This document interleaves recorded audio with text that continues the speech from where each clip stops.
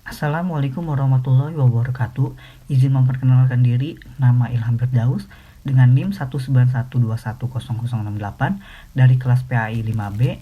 Di sini saya akan sedikit menjelaskan tentang pengembangan komponen strategi dalam kurikulum, yakni materi 11 dari mata kuliah pengembangan kurikulum PAI berbasis literasi. Namun di sini saya hanya menjelaskan poin-poinnya saja. Teman-teman bisa memahami dan membacanya kembali di dalam skenario materi yang telah saya buat di sini. Baik, langsung saja ke materi pertama yakni pengertian strategi pembelajaran. Nah, strategi pembelajaran dapat diartikan sebagai perencanaan yang berisi tentang rangkaian kegiatan yang didesain untuk mencapai tujuan pendidikan tertentu. Berikut adalah pendapat beberapa ahli yang berkaitan dengan definisi strategi pembelajaran. Menjelaskan bahwa strategi pembelajaran adalah suatu kegiatan pembelajaran yang harus dikerjakan guru dan siswa agar tujuan pembelajaran dapat dicapai secara efektif dan efisien. Miyarso berpandangan bahwa strategi pembelajaran merupakan pendekatan yang menyeluruh dalam sebuah sistem pembelajaran dalam bentuk pedoman dan kerangka kegiatan untuk mencapai tujuan umum pembelajaran.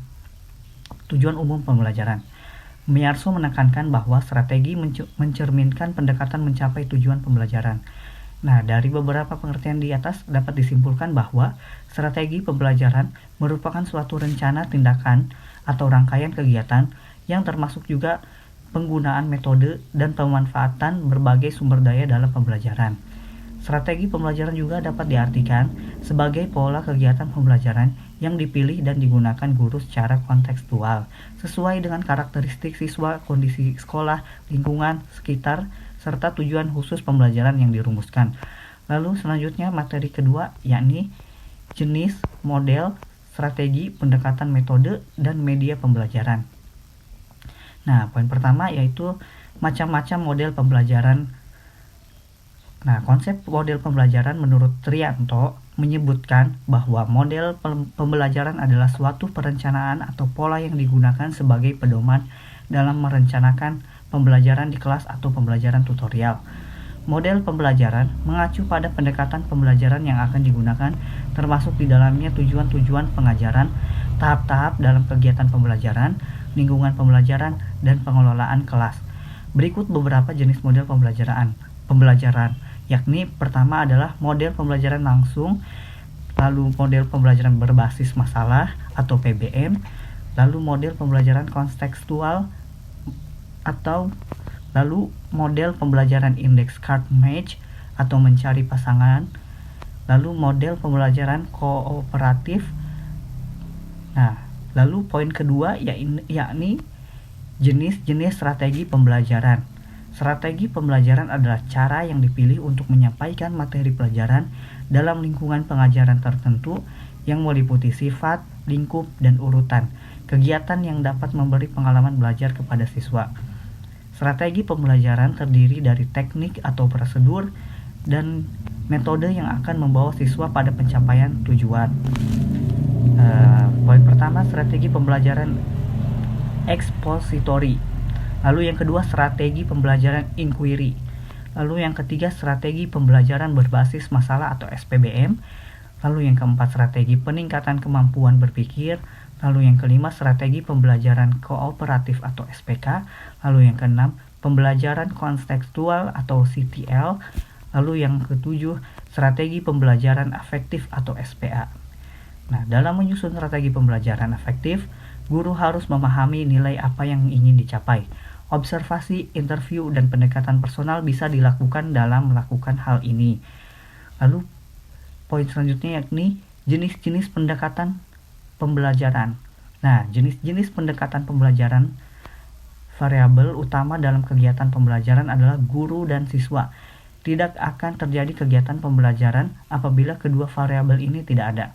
Berdasarkan hal tersebut, maka pendekatan dalam pembelajaran secara umum dibagi menjadi dua, yaitu pendekatan pembelajaran berorientasi pada guru atau teacher-centered approaches dan pendekatan pembelajaran berorientasi pada siswa atau student-centered approaches.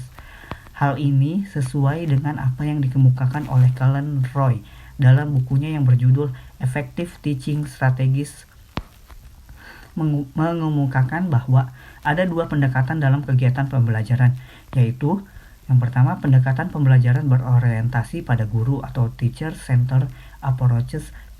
Lalu pendekatan pembelajaran berorientasi pada guru yaitu pembelajaran yang menempatkan siswa sebagai objek dalam belajar dan kegiatan belajar bersifat klasik.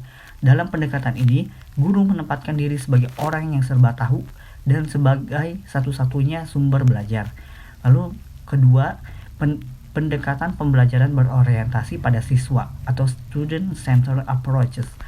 Pendekatan pembelajaran berorientasi pada siswa adalah pendekatan pembelajaran yang menempatkan siswa sebagai objek belajar dan kegiatan belajar bersifat modern. Pendekatan pembelajaran berorientasi pada siswa, manajemen dan pengelolaannya ditentukan oleh siswa.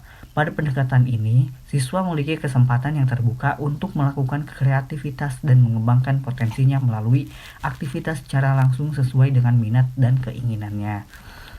Lalu poin selanjutnya yakni jenis-jenis metode pembelajaran. Nah, metode pembelajaran adalah cara untuk mempermudah peserta didik mencapai kompetensi tertentu.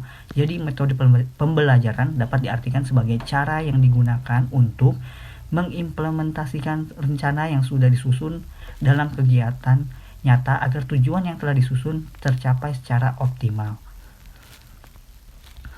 Lalu berikut beberapa jenis metode pembelajaran. Yang pertama metode ceramah, kedua metode demonstrasi, ketiga metode diskusi, keempat metode simulasi, yang kelima metode tugas dan resitasi, yang keenam metode tanya jawab, yang ketujuh metode kerja kelompok, yang kedelapan metode problem solving, yang kesembilan metode sistem regu atau team teaching, yang kesepuluh metode latihan atau drill.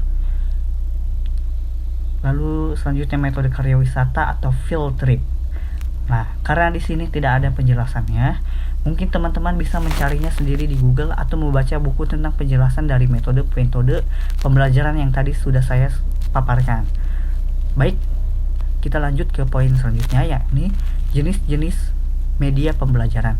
Media pembelajaran adalah segala sesuatu seperti alat, benda, lingkungan, dan lain-lain yang dapat digunakan untuk menyampaikan informasi atau pesan khususnya bahan pelajaran. Sehingga dengan menggunakan media pembelajaran dalam proses belajar mengajar dapat mempermudah pendidik dalam menyampaikan bahan pelajaran kepada peserta didik. Lalu materi selanjutnya yakni langkah-langkah memilih strategi, model, metode, dan media pembelajaran. Poin pertama yakni strategi pembelajaran. Dalam memilih strategi pembelajaran, ada beberapa hal yang harus dipertimbangkan seseorang guru di dalam menggunakan suatu strategi pembelajaran. Menurut Wina Sanjaya, yaitu pertimbangan yang berhubungan dengan tujuan yang ingin dicapai, pertimbangan yang berhubungan dengan bahan atau materi pembelajaran, dan pertimbangan dari sudut siswa. Lalu poin selanjutnya yakni model pembelajaran. Dalam pembelajaran suatu materi, tujuan atau kompetensi tertentu, tidak ada satu model pembelajaran yang lebih baik dari model pembelajaran lainnya. Artinya, setiap model pembelajaran harus disesuaikan dengan konsep yang lebih cocok dan dapat dipadukan dengan model pembelajaran yang lain untuk meningkatkan hasil belajar siswa. Oleh karena itu, dalam memilih suatu model pembelajaran harus mempertimbangkan antara lain materi pelajaran, lingkungan belajar, dan fasilitas penunjang yang tersedia. Dengan cara ini, tujuan atau kompetensi pembelajaran yang telah ditetapkan dapat dicapai. 3. Metode pembelajaran dalam memilih dan menganalisis metode pembelajaran. Poin ketiga yakni metode pembelajaran. Nah, dalam memilih dan menganalisis metode pembelajaran, terdapat hal-hal yang perlu diperhatikan, antara lain 1. Keadaan murid yang mencakup pertimbangan tentang kecerdasan, kematangan, perbedaan individu lainnya. Lalu yang kedua, tujuan yang hendak dicapai. Jika tujuannya pembinaan daerah kognitif, maka metode drill kurang tepat digunakan, dan lain-lain. Selengkapnya bisa kalian baca lagi di skenario yang ada. Oke, poin selanjutnya ada media pembelajaran.